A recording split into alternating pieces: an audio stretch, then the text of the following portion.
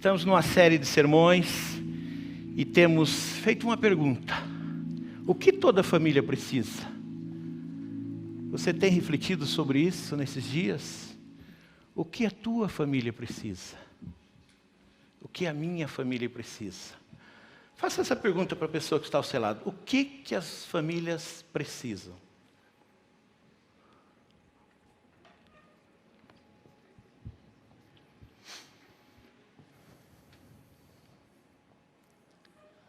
Temos falado já há alguns domingos sobre isso, e nós estamos baseando o nosso tema no livro de Gálatas. E eu queria que você abrisse aí a sua Bíblia. Nós vamos até projetar, mas é importante você abrir, se você tiver com o seu smartphone, com sua Bíblia, para você marcar, porque é importante nós estudarmos. Depois que você for, você precisa abrir a Bíblia, você precisa estudar esse texto, se debruçar e deixar Deus falar ao teu coração. Gálatas capítulo 5, nós vamos ler aqui no verso 22. Gálatas capítulo 5, verso 22 diz: mas o fruto do Espírito é amor, alegria, paz, paciência, amabilidade, bondade, fidelidade, mansidão e domínio próprio. Será que as nossas famílias precisam do fruto do Espírito? Com certeza nós precisamos. Os que pertencem a Cristo Jesus crucificaram a carne com suas paixões e os seus desejos. Se vivemos pelo Espírito, andemos também pelo Espírito. Não sejamos presunçosos, provocando uns aos outros e tendo inveja uns dos outros. Fruto do Espírito. Os que pertencem a Cristo crucificaram a carne com as suas paixões e os seus desejos. Será que essa é a realidade que nós temos visto nesses dias no meio do povo de Deus? São 9 características do fruto. Pense numa maçã não, né? Numa laranja.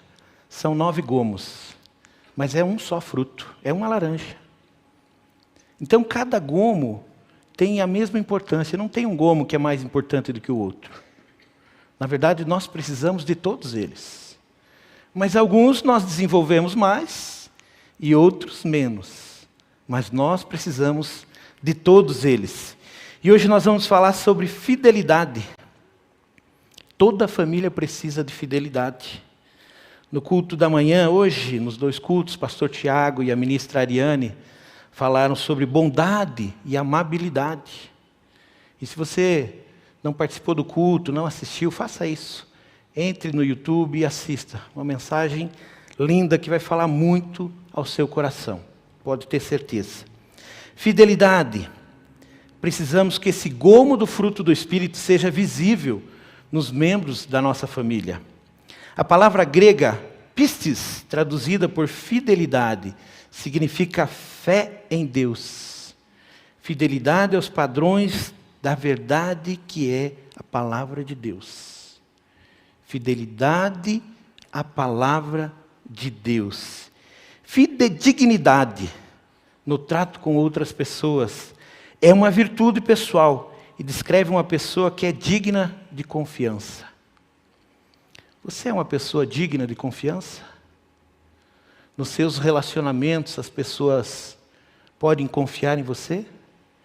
Dentro do seu lar, você é uma pessoa que expressa confiança?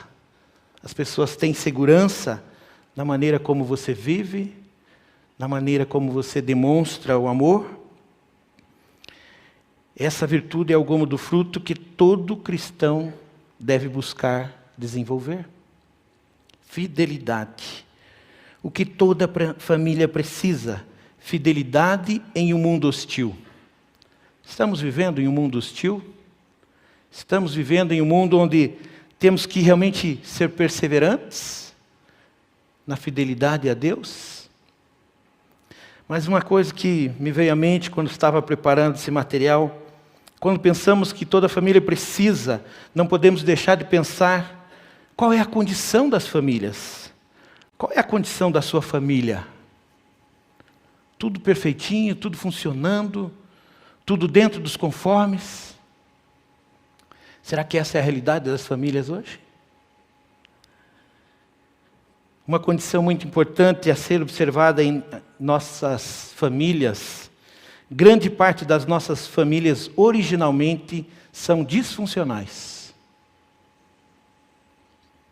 Essa é uma realidade. Talvez a sua família central ali esteja tudo dentro dos conformes, caminhando segundo a palavra de Deus, mas a família estendida tem lá um parente, tem lá alguns familiares que não conhecem a Deus. E eu tenho certeza que lá as coisas não funcionam de acordo com a palavra de Deus. E muitas vezes dentro da nossa própria família, as coisas não estão funcionando como deveriam, segundo aquilo que Deus preparou, segundo aquilo que Deus sonhou para as nossas famílias. E isso é consequência do pecado que habita em nós. Não temos famílias perfeitas, muito pelo contrário. Qual é a família que não tem algo para ajustar? Uma vez que em nossos lares somos nós mesmos. Dentro de casa, nós tiramos as máscaras. E não só as máscaras que usamos agora contra o Covid. Tiramos as máscaras do nosso jeito de ser. Lá somos nós mesmos. Lá as pessoas convivem com o nosso verdadeiro eu. E quem somos nós sem essas máscaras? Mas Deus, Ele nos ama e deseja que todas as famílias sejam funcionais. Esse é o desejo de Deus para as nossas famílias. Afinal de contas, não podemos esquecer que quem idealizou a família, quem planejou a família, foi o próprio Deus. Então o Senhor deseja que a família funcione perfeitamente. Deus deseja famílias felizes e bem-sucedidas. Esse é o desejo. Mas para isso é necessária a submissão. Nos submetemos à vontade de Deus. Deus quer que escolhamos servi-lo com toda integridade e fidelidade. E isso só é possível com a ação do Espírito Santo de Deus em nós. Pela nossa natureza pecadora, não é possível as coisas entrarem nos eixos. Só quando nos submetemos ao Espírito de Deus, quando nos sujeitamos à ação de Deus em nós. Deus quer que nós escolhamos servi-lo com toda integridade e fidelidade, mas temos um desafio aí. O fruto do Espírito é a ação do Espírito Santo em nós. Mas já as obras da carne são resultado das nossas ações humanas. A nossa natureza pecadora. E ela está ali. Está dentro de nós. A questão é, quem que eu estou alimentando mais? A minha natureza espiritual ou a minha natureza carnal? E é muito simples. Quanto tempo eu dedico a Deus, quanto tempo eu me coloco na presença de Deus em oração, leitura da palavra, buscando a Deus no culto, buscando a Deus no PGM, buscando a Deus naquilo que Deus me oferece, nas diversas possibilidades que eu tenho para me envolver com as coisas de Deus. E aquilo que eu faço, que a minha carne ama, que a minha carne gosta. Que eu fico lá, me jogo no sofá e fico gastando meu tempo. Que eu pego meu celular e fico lá, zapeando, passando, perdendo meu tempo. E como temos perdido tempo com essas coisas nesses dias? Como as famílias estão deixando o diálogo. Deixando o diálogo, sim. Está mais fácil de nos comunicarmos pelo WhatsApp, pelo Face, pelo Insta, do que no diálogo, olho no olho, gastando tempo uns com os outros. Esta é uma realidade. O que você está alimentando mais? A sua carnalidade ou a sua espiritualidade? Gálatas 5, 19 a 21 fala sobre essas obras da carne. E é importante que você marque na sua Bíblia, que você leia, que você reflita, porque isso é um alerta muito, muito sério. As obras da carne são manifestas: imoralidade sexual, impureza, libertinagem, idolatria, feitiçaria, ódio, discórdia, ciúmes, ira, egoísmo, dissensões, facções, inveja, embriaguez, orgias e coisas semelhantes. O apóstolo Paulo diz: eu os advirto, como antes já os adverti, aqueles que praticam essas coisas não herdarão o reino de Deus. O recado é muito simples. Você está alimentando a sua carne ou seu espírito? A carnalidade nos leva para caminhos de perdição. Casos extraconjugais magoam os cônjuges e os filhos. Divórcios arrasam as famílias. A pornografia destrói a confiança. A violência deixa marcas que são difíceis de serem apagadas. Deus sabe que o pecado é destrutivo. Por isso Ele nos oferece o que é melhor para a nossa família. Nós podemos escolher. Embora não seja possível ter famílias perfeitas, porque somos pecadores, podemos aprender a viver na submissão. Aprender a viver a submissão à palavra de Deus, aos ensinos de Deus, à vontade de Deus. Isso fará toda a diferença dentro dos nossos relacionamentos, dentro dos nossos lares. A submissão à palavra de Deus. Ele deseja que nós o sirvamos com toda integridade e fidelidade. Se Jesus fosse visitar a sua família hoje, como seria? Você está preparado para recebê-lo na sua casa?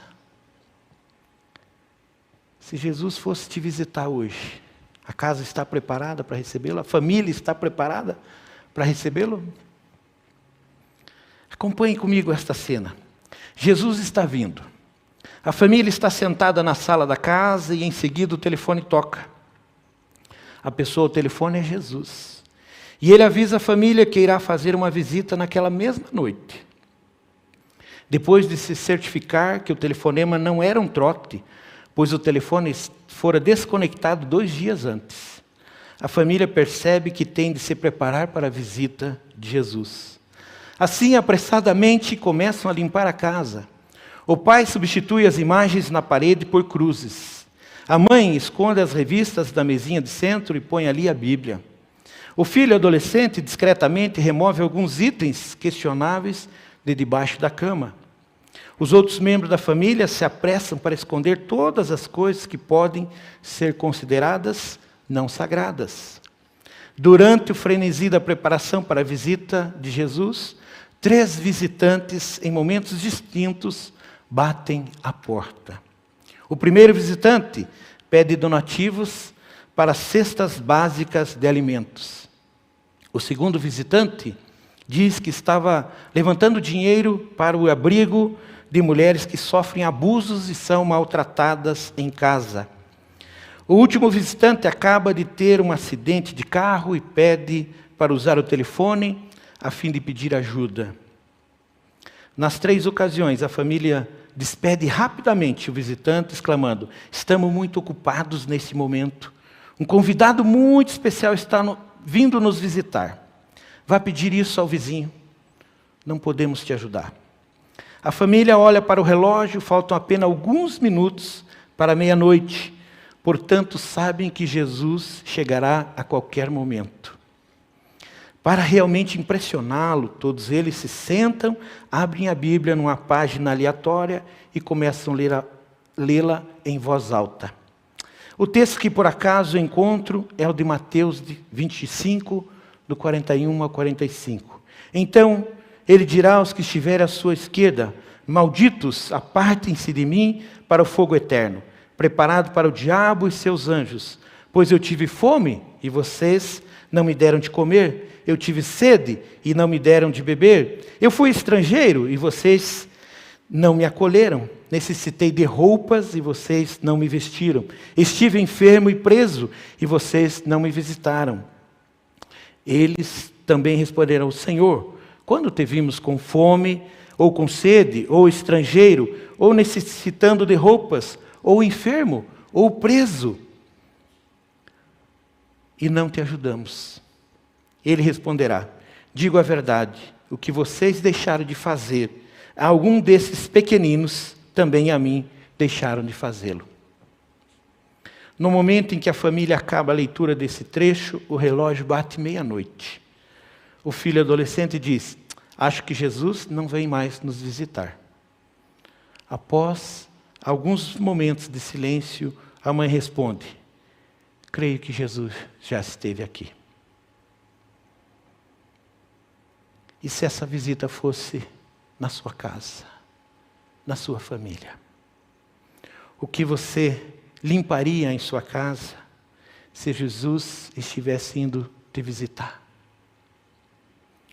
Como você está? Como está a tua família hoje? Estão vivendo centrados somente em si? Não conseguem perceber nada à sua volta? Cada um está lá vivendo só para as suas coisas, egoisticamente, buscando os seus próprios interesses? Ou existe uma unidade, uma coesão? Estamos num projeto único e o centro da nossa vida é Jesus. Queridos, precisamos trazer Cristo para o centro das nossas famílias. Os que pertencem a Cristo crucificaram a carne com as suas paixões e os seus desejos. Vivemos pelo Espírito e andamos também pelo Espírito. Precisamos passar a viver pelo Espírito, andando pelo Espírito, e assim vivemos os propósitos de Deus para a nossa família. Veja uma família que vamos usar hoje como um exemplo. O apóstolo Paulo, escrevendo a Timóteo, ele faz um destaque para a fidelidade no seio daquela família. Dentro da família de Timóteo, Paulo nos mostra que eles eram fiéis, que eles passaram valores de geração para geração, a avó, a mãe e o filho. Abra comigo lá 2 Timóteo, capítulo 11, do verso 1 ao verso 5. 2 Timóteo, capítulo 1, do verso 1 ao verso 5. Paulo, apóstolo de Cristo Jesus, pela vontade de Deus, segundo a promessa da vida que está em Cristo Jesus, a Timóteo, meu filho, graça e misericórdia e paz da parte de Deus, Pai, e de Cristo Jesus, nosso Senhor. Dou graças a Deus, a quem sirvo com a consciência limpa, como servi os meus antepassados, ao lembrar-me constantemente de você, noite e dia em minhas orações. Lembro-me das suas lágrimas e desejo muito vê-lo, para que a minha alegria seja completa. Recordo-me da sua fé não fingida, que primeiro habitou em sua avó Loide e em sua mãe Eunice, e estou convencido de que também habita em você. O que toda família precisa: fidelidade, uma fé firme e fiel. E é isso que nós vemos aqui, dessa herança de Timóteo. Graça e misericórdia e paz da parte de Deus, Pai, e de Cristo Jesus, nosso Senhor. O apóstolo Paulo invoca as bênçãos divinas sobre a vida de Timóteo. E Deus concede graça aos perdidos, misericórdia aos necessitados e paz aos aflitos. O pastor Roberto acabou de ler o texto aqui de Mateus 11, 28. Vinde a mim todos os cansados e sobrecarregados, porque eu vos aliviarei. É o que Ele nos oferece. Paz, misericórdia. John Stott disse: graça é a bondade de Deus para com os indignos, e a misericórdia é mostrada aos fracos e desamparados, incapazes de ajudarem a si mesmos. Paz, por outro lado, é a restauração da harmonia em vidas arruinadas pela discórdia. E assim podemos sintetizar essas 3 bênçãos do amor de Deus: graça ao indigno, misericórdia ao desamparado e paz ao aflito. Isso é o que Deus oferece aos seus filhos. E Ele é a única fonte. Ele é a única fonte que pode nos dar a paz verdadeira. Nós vemos tantos apelos de paz, né? O mundo busca paz. Mas a verdadeira paz, só em Jesus. É só Ele que pode dar paz. Essa paz que excede todo entendimento humano, só em Cristo Jesus. Enquanto Paulo ora por Timóteo, relembra sua infância, seu chamado, suas lágrimas, suas lutas, seus desafios. Paulo recorda tanto o seu passado quanto o passado de Timóteo e afirma que ele procedia de um lar piedoso. Olha que testemunho. Olha que testemunho. Paulo está dizendo que Timóteo procedia de um lar piedoso, de um lar onde o amor de Deus era presente, onde havia unidade, onde havia a paz. Embora o pai de Timóteo fosse grego, possivelmente não convertido, sua mãe e sua avó o criaram desde a infância, ensinando-lhes as sagradas letras. Paulo valoriza e dá muita ênfase à fé recebida por Timóteo, como herança da sua mãe e da sua avó. Verso 5 diz: recordo-me da sua fé não fingida, que primeiro habitou em sua avó Lode e em sua mãe Eunice, e estou convencido de que também habita em você. Uma fé fundamentada que passa de geração em geração. Essa era a condição de Timóteo. Ele teve o privilégio de ter uma avó e uma mãe que tinham uma fé firme, e elas transmitiram essa fé para ele. É esse tipo de fé que você está difundindo lá no seu lar? Lá na sua família? Com seus filhos? Com sua esposa? Com seu esposo? É uma fé fundamentada na palavra? É isso que vocês estão vivendo? É dessa maneira que vocês estão buscando a Deus?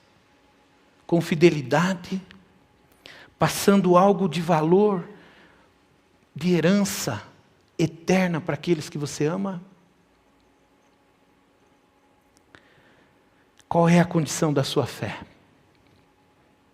Quando as pessoas da sua família olham para você, elas conseguem ver uma fé firme, fundamentada na palavra?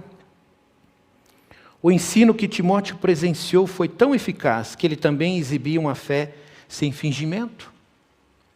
Como isso é importante! Uma fé firme, uma fé fundamentada na palavra de Deus. Vale destacar que Paulo menciona uma fé sem fingimento, passando pelas 3 gerações, Lode, Eunice e Timóteo, a avó, a mãe e o filho. Aleluia! Que privilégio! Que privilégio podemos olhar para uma família em que a fé vem sendo passada de geração para geração. Mas não se engane, esse tipo de discipulado dá trabalho, ele não acontece sem esforço. Precisa de foco, precisa de determinação, de disciplina.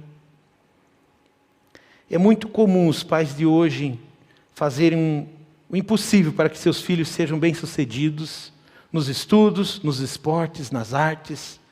Como eu ouço famílias se dedicando a isso. Gastam muito dinheiro, tempo, esforço para que isso aconteça. Mas isso são coisas que vão passar. São importantes, são bacanas, são. Mas isso vai passar. Agora, uma coisa que nós precisamos investir é capacitar os nossos filhos para a eternidade. Isso é o que eles precisam. Isso, na verdade, é o que mais eles precisam. Serem ensinados nas verdades eternas. Porque as demais coisas vão passar. Eu ouço regularmente pais orgulhosos como estão se esforçando para levar seus filhos a praticar esportes, fazer escolinha de futebol, né? Esportes, outros esportes, balé para as meninas, levam os filhos para os campeonatos. E não é pecado. O que eu estou só dando um destaque aqui, isso não é pecado. Mas eu não ouço os pais falando que estão investindo tempo no discipulado dos seus filhos. Eu não ouço os pais dizendo que estão fazendo um esforço para a leitura da palavra, para fazer vida devocional com seus filhos. Então, o pecado não é você levar o filho para praticar esporte, fazer essas coisas. O pecado é você não levá-lo aos ensinos das Escrituras. É você não investir tempo em vida devocional com seu filho. É você não dedicar tempo nas verdades eternas, para que ele seja fundamentado. E sabe o que acontece? Muitas vezes nós queremos terceirizar esse compromisso. Terceirizar para a igreja. Mas a igreja tem tantas atividades para abençoar a vida dos nossos filhos. Glória a Deus por isso. E temos mesmo. Temos desde criança, adolescência, juventude. Mas a igreja sozinha não vai dar conta do recado. Se você não se envolver, você que passa a maior parte do tempo com seus filhos, se você não fizer a sua parte, sua igreja não vai dar conta. Quando ele chegar lá na faculdade, nos primeiros desafios que ele vai enfrentar ali, onde ele vai ser questionado pela sua fé, se ele não estiver fundamentado, se ele não tiver uma família que o apoiou, que o ajudou nesse crescimento, ele vai ser influenciado. Infelizmente, ele vai ser influenciado. Esta é uma realidade. E é fácil, uma reflexão para nós aqui. Se você fizer uma lista agora de 5 prioridades hoje dentro da sua casa lá, o que vai aparecer? Quais são as 5 coisas mais importantes que você, como família, está trabalhando? Todo mundo sabe o que é prioridade lá? Para um pouquinho e pensa. O que nós estamos investindo como família? O que é prioridade? Será que é o trabalho que é prioridade lá? Eu quase apostaria, não pode apostar, mas eu quase apostaria, que o trabalho vai aparecer em primeiro na lista. Ainda que você, a gente é bem educadinho, vai falar, Deus, família, trabalho. Essa é a nossa prática, bem controladinha. Mas na realidade, o trabalho ganha um destaque assim gigante. Quando a gente ama o que faz, a gente faz bem feito. E ama fazer. Mas nunca esqueça que se eu estou dando para alguém, estou tirando de outro. E normalmente eu estou dando para o trabalho e tirando da família. Então a gente precisa rever essas prioridades. Qual é o foco? E claro que tem fases, né? Não pode colocar tudo num bolo só. Tem fases da vida. Tem uma fase que eu dou um foco maior aqui, outro ali. Mas não pode ser a vida toda. O trabalho não pode ser a prioridade a vida inteira. Não pode ser. Tem algumas fases da vida em que eu trabalho, eu vou trabalhar mais. Mas eu não posso nunca deixar a minha prioridade, sim, que é Deus. Porque se eu trouxer Deus para o centro de tudo isso, gente, as demais coisas elas vão se encaixando. É isso que muitas vezes a gente se debate, a gente sofre, e é tão simples de entender. Quando Deus toma o lugar que é dele, as demais coisas vão tomar os devidos lugares. Não sei por que a gente se debate tanto para entender isso e para viver, para colocar isso em prática, na verdade. Quando Deus é a prioridade, as demais coisas vão tomar o devido rumo. Como você está preparando os seus filhos? Você que tem filhos, como é que você está preparando os seus filhos? Você está gastando tempo com eles? Está investindo tempo com eles?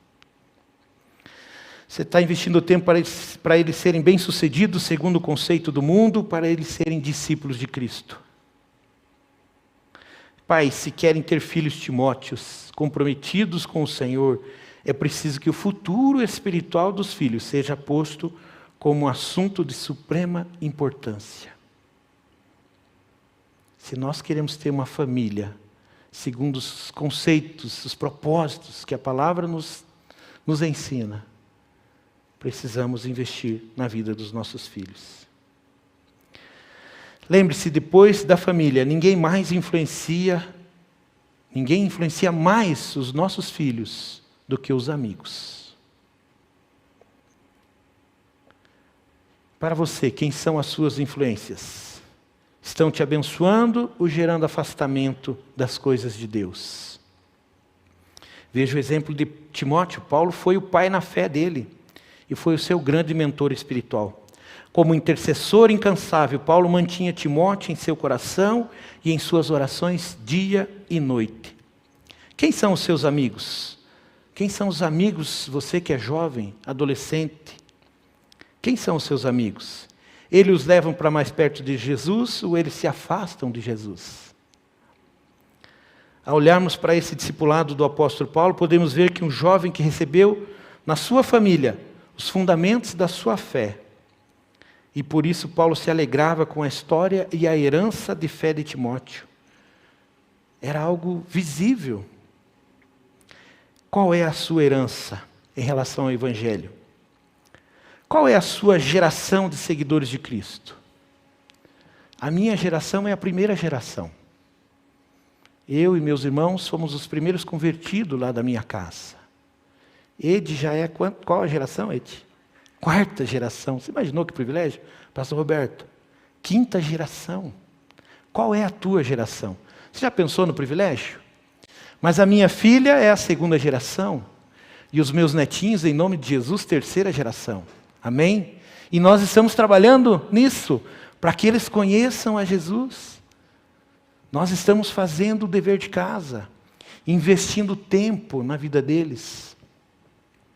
4 anos, 2 anos, investindo tempo na vida deles. E você está investindo tempo nos seus filhos, nos seus netos? Para que eles conheçam a Jesus? Provérbios 22:6 diz: instrua a criança segundo os objetivos que você tem para ela, e mesmo com o passar dos anos, não se desviará deles. Isso mesmo, ensine a criança nos caminhos do Senhor, e mesmo quando envelhecerem, não se desviarão deles. Mas ensinar precisa tempo, precisa dedicação, disciplina, precisa empenho, precisa investimento. O que toda família precisa? Fidelidade aos princípios da palavra.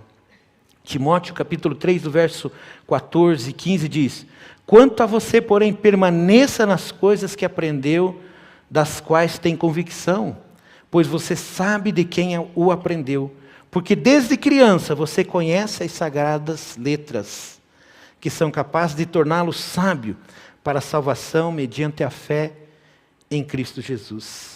Paulo estimula seu discípulo Timóteo a permanecer fiel aos ensinos da sua avó e da sua mãe, pois era um firme fundamento, e ele deveria se manter com fidelidade a esses princípios bíblicos. Veja a importância de passarmos princípios e valores para os nossos filhos, para os nossos netos, para as nossas crianças, na mais tenra idade, pois isso os fortalecerá ao longo da sua jornada e fará toda a diferença em suas vidas. A família precisa voltar aos princípios eternos. Nós precisamos voltar para a palavra, gente. Voltar a gastar tempo. Vida devocional, cultinho dentro de casa. A gente precisa abandonar um pouquinho a tecnologia em alguns momentos e dizer, vem cá, vamos estudar a palavra aqui, vamos ler. Vamos falar com Deus. Vamos colocar as nossas prioridades diante de Deus. Muitas famílias reclamam, lamentam que não têm recebido nada de Deus, mas não oram, Não oram nem individualmente, nem como família, não buscam a Deus. Muitas vezes querem resposta, mas não consultam a fonte. Nós estamos numa pobreza de conhecimento da verdade. E Deus já, lá atrás, já anunciou: vós pereceis porque não conheceis as Escrituras. Muitas vezes nós estamos batendo cabeça porque não estamos buscando na fonte. Foi Deus que instituiu a família. A família é uma invenção de Deus. Por isso Ele sabe melhor do que ninguém o que é necessário para que a família viva feliz. Manter-se firme nos fundamentos da palavra de Deus, o Evangelho, é o único instrumento que pode trazer vida e esperança para as famílias e para a humanidade. Onde reina a morte, o Evangelho traz vida. Onde reina a guerra, o Evangelho promove a paz. Onde domina o desespero, o Evangelho leva a esperança. Esperança. O Evangelho é a boa nova para os pecadores agonizantes. É a notícia de que Deus promove vida através de Cristo Jesus. Eu sou a vida, o pão da vida. Conhecer e ensinar as grandes verdades da Bíblia aos nossos filhos é algo vital para o desenvolvimento espiritual deles. O salmista, reconhecendo esse fato, afirma: se não for o Senhor o construtor da sua casa, será inútil trabalhar na construção. Não adianta acordar cedo, dormir tarde, trabalhar que nem um condenado, se você não trouxer Deus para o centro da sua vida, para o centro da sua família. Você vai se acabar de trabalhar e vai ser como um sactel furado. A prosperidade está num compromisso com Deus, numa fidelidade com Deus, numa caminhada com Deus. É promessa dele, queridos. Nos manter fiéis aos princípios da palavra é de fundamental importância para que a família entenda que são essas verdades vividas dentro do lar que vão transformar as próximas gerações. O apóstolo Paulo, em 2 Coríntios 5,17, diz: portanto, se alguém está em Cristo, é nova criação. As coisas antigas já passaram, eis que surgiram coisas novas. Essa pode ser a descrição da sua família, se apenas escolherem ser uma família integralmente comprometida com Deus. Essa é uma escolha da qual jamais se arrependeremos. Trazer Deus para dentro da nossa família. O que toda família precisa, que a palavra de Deus seja a base para as relações familiares. Que a palavra de Deus seja a base para os nossos relacionamentos dentro de casa. É isso que nós precisamos. O que toda família precisa, que o fruto do Espírito seja visível em nossa família, nos nossos relacionamentos, no relacionamento com o cônjuge, no relacionamento com os filhos. Nos nossos relacionamentos, o fruto do Espírito precisa ser visível. O fruto do Espírito visível em nossa família, nos nossos relacionamentos, ele nos leva a um entendimento, ele nos leva a uma maneira de interpretar a situação totalmente diferente. Totalmente diferente. O que toda família precisa? Fidelidade. Sua família tem desfrutado do fruto do Espírito? Fidelidade é uma característica visível nos relacionamentos da sua família? Os frutos do Espírito são visíveis dentro da sua casa? Timóteo dava evidência de fidelidade em sua família, pois a fé que habitava nele, tinha anteriormente habitado na sua avó e na sua mãe. Você dá evidências de uma fé fundamentada em sua família, assim como Timóteo? Feche seus olhos e reflita um pouco nessa palavra. O que Deus falou ao seu coração? Como está a sua família? Se hoje você parar para pensar, como está a tua família? Você que está em casa, como está a sua família? Sua família tem exercido o fruto do Espírito, está visível dentro da sua família? Os frutos da carne têm se destacado mais? O que você tem alimentado mais? Os frutos do Espírito ou a sua carnalidade? O que Deus falou ao seu coração nesta noite? Talvez você esteja aqui, mas nunca fez um compromisso com o Senhor. E hoje Ele falou ao seu coração, e eu não quero que você deixe passar essa oportunidade. Entregue a sua vida a Ele, faça um compromisso com Ele. Faça uma oração reconhecendo que você é pecador e que precisa de salvação. Ele te oferece salvação nesta noite. Ele te oferece uma oportunidade de transformação. Faça essa oração comigo. Eu reconheço que sou pecador e me arrependo dos meus pecados e recebo Jesus, o Filho de Deus, que morreu na cruz para nos dar salvação. Eu o aceito como meu Senhor e meu Salvador. Amém. Enquanto todos estão orando, enquanto todos continuam de cabeça baixada, se você fez essa oração pela primeira vez, levante uma de suas mãos para que eu ore pela sua vida. Você fez essa oração pela primeira vez? Esse senhor ali, já vi aquela senhora lá. Mais alguém? Levante uma de suas mãos para que eu possa orar pela sua vida.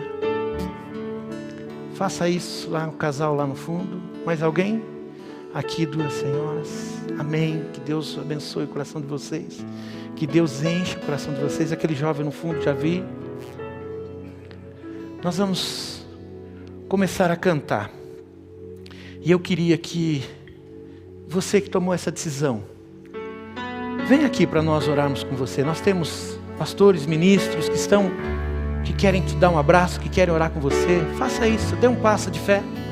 Vem aqui, não deixe que a vergonha, o temor, a preocupação, vem aqui que nós queremos te receber.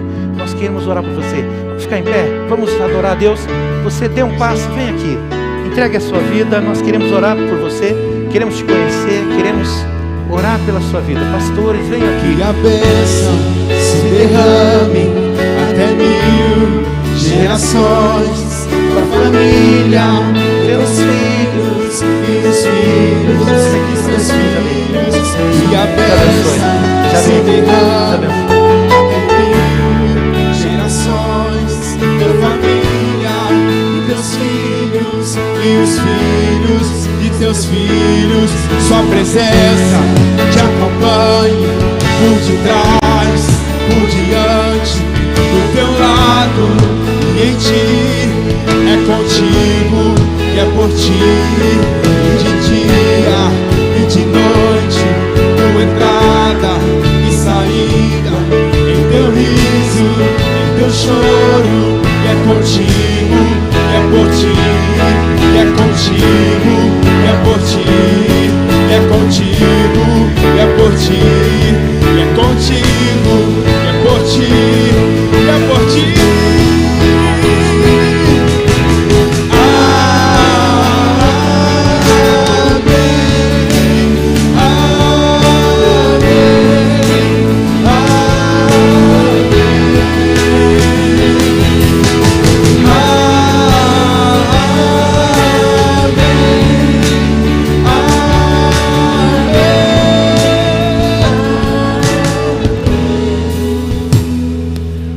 Deus falou ao seu coração. Você precisa consagrar a sua família? Você precisa fazer uma consagração da sua família? Tem algo que você precisa entregar nas mãos do Senhor? Vem à frente. Vem à frente, dobra o seu joelho. Deus falou algo com você. Você precisa consagrar a sua família. Não deixe passar essa oportunidade. Vem à frente, dobra o seu joelho. Nós queremos orar pela sua família. Nós queremos consagrar a família. Nós queremos nos colocar na presença de Deus, reconhecendo que nós precisamos dos frutos do Espírito. Nós precisamos da graça de Deus sobre as nossas vidas. Vem à frente sem vergonha. Não tenha que ficar se preocupando com quem está aí. Dobra os seus joelhos aqui e nós vamos orar. Nós vamos declarar, reconhecer que nós precisamos da graça de Deus, que nós precisamos dessa ação do Espírito Santo de Deus sobre as nossas famílias. Nós não temos capacidade em nós mesmos de fazer aquilo que Deus quer, mas com a ajuda de Deus, com a ajuda do Espírito Santo de Deus, nós podemos ser e fazer a diferença dentro dos nossos lares. Nós podemos impactar a vida dos nossos filhos, das nossas famílias. Venha fazer como esses aqui. Dobra o seu joelho. Quer consagrar a sua família? Não deixe passar essa oportunidade. Nós vamos orar consagrando as famílias.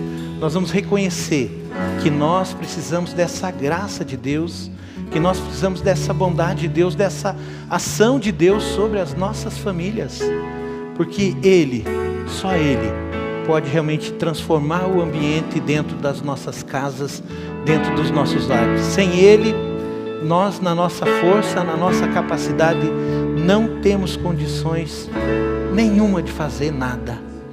Mas em Deus, através desse derramar do Espírito de Deus sobre nós, nós podemos sim viver um ambiente diferente, viver a fidelidade, viver o amor, viver a bondade, a mansidão, o domínio próprio, porque Ele sim quer fazer isso em nós. Isso é o desejo de Deus em nossas famílias, dentro dos nossos lares. Feche seus olhos, nós vamos orar. Aqueles que estão aqui, nós vamos reconhecer que nós necessitamos da graça, nós necessitamos desse mover de Deus sobre nós. Feche seus olhos e vamos orar. Pai, em nome de Jesus, nós estamos prostrados aqui, Pai, reconhecendo a soberania, a grandeza do Senhor, a bondade do Senhor, Pai. Nós dobramos os nossos joelhos nesse momento aqui, Senhor, e pedimos, Pai, em nome de Jesus, vem sobre nós, doce Espírito Santo de Deus, e nos ajude, nos capacite para sermos famílias melhores, para agirmos, ó Deus, através do fruto do Espírito dentro dos nossos lares, Pai, em amor, em bondade, em fidelidade, em graça, Pai, e rejeitamos, ó Deus, a ação da carnalidade, Senhor. Nós rejeitamos, ó Deus, a ação daquilo que nós, pela nossa natureza pecadora, poderíamos fazer, Pai. E nós nos submetemos a Ti, Senhor, a Ti, a Tua vontade, ao derramar do Teu Santo Espírito sobre nós, sobre as nossas vidas aqui, sobre as nossas famílias, para que possamos viver, Pai, tudo aquilo que o Senhor planejou, tudo aquilo que o Senhor sonhou para nós, Pai, como famílias, para que possamos, ó Deus, Te honrar, para que possamos, ó Deus, ser instrumento de transformação dentro dos nossos lares e na sociedade, Pai, para que possamos ser agentes da paz, aqueles que levam, Senhor, a paz de Cristo para as pessoas num mundo caótico como esse que estamos vivendo, para que possamos, ó Deus, ter lares, ó Pai, em que o Senhor habita, em lares em que o Senhor tem prazer de estar, Pai. Senhor, em nome de Jesus, Pai, nós consagramos cada família aqui, cada lar aqui, Pai, nós consagramos a Ti, Pai, para que o Senhor habite, para que o Senhor faça morada e para que o Senhor nos ajude, Pai, a termos famílias melhores, famílias que agradem ao Senhor, Pai, famílias que vivam segundo os princípios da Tua palavra, Pai. Senhor, é em nome de Jesus que nós oramos. Amém e amém.